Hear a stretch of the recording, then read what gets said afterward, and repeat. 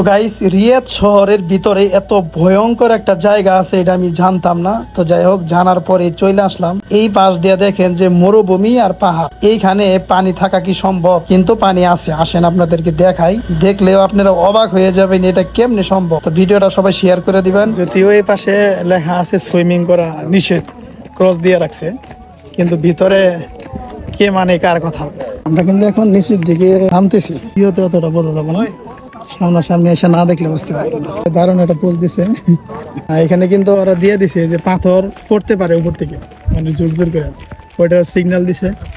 আর এখানে এই যে গোসল করতেও না করছে, মানে সুইমিং করতে, দুইটার মধ্যে ক্রস দিয়ে রাখছে। মনে হয় যে পাহাড় উপরে পড়ে যাবে না, মানে এই পাহাড়টা কিন্তু উপরে, মানে ছাতার মতো হয়েছে, মনে হইতেছে কি এটা আমাদের উপরে পড়ে যাবো গা। আর এইখান থেকে যখন এই যে নিচের দিকে ক্যামেরা ধরলে দেওয়া যাইতেছে, মানে যে কুয়া আছে না, কুয়ার মতো, ঠিক আছে না, এখান থেকে আর অনেক ভিতরে ভিতরে অনেকে শব্দ পাওয়া যাইতেছে গভীর।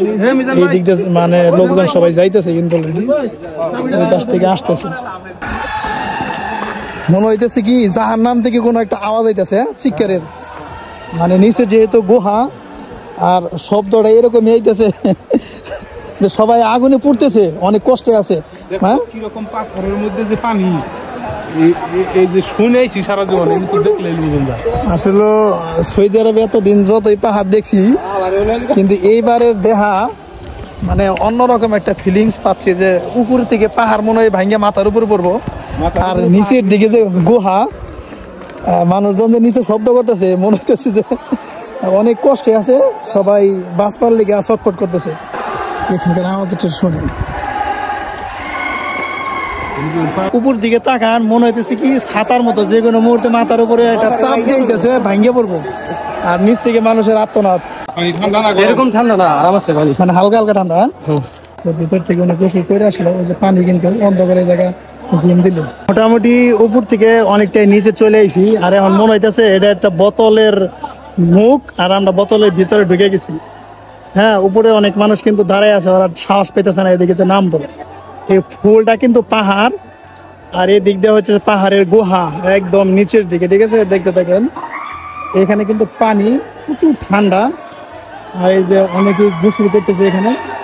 আর প্রথমেই কিন্তু দেখাইছিলাম যে এখানে গোসল করা কিন্তু নিষেধ, কিন্তু কে মানবো কার কথা, এখানে তো দেখার কেউ নেই।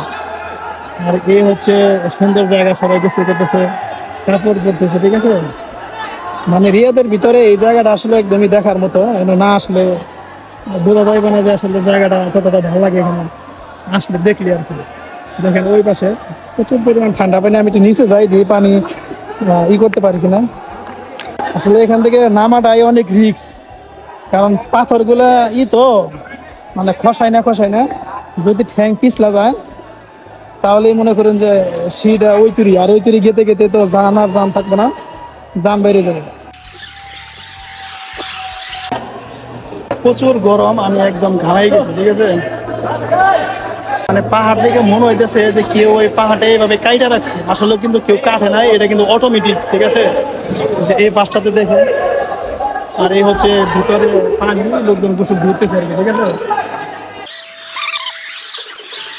একদম ধার প্রান্তে চলে আইছি। নেটওয়ার্কে ক্লিয়ার আছে? আমরা এই মুহূর্তে আছি কিন্তু একদম নিচে, যে এখানে কিন্তু পানি উপর থেকে হাইটে হাইটে আসে উপরে, এই যে পাহাড়টা মানে গেছে এদিক দিয়ে, এটা কিন্তু অনেক দূর। পানি দিয়ে ধরা যায় কিনা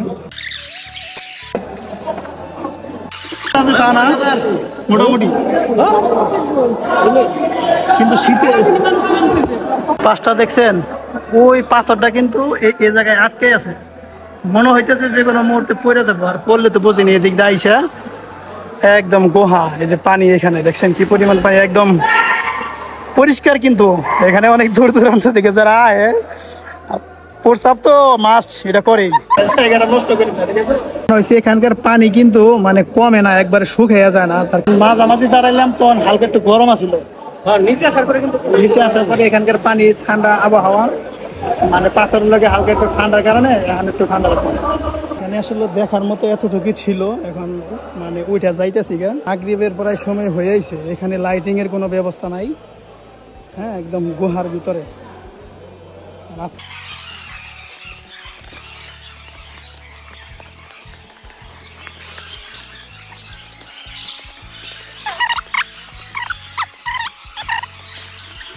জ্ঞান বেশি হয়ে গেছে গা। কত বড় বড় দীর্ঘ শ্বাস ফেলতেছি, গলা শুকিয়ে গেছে একবারে।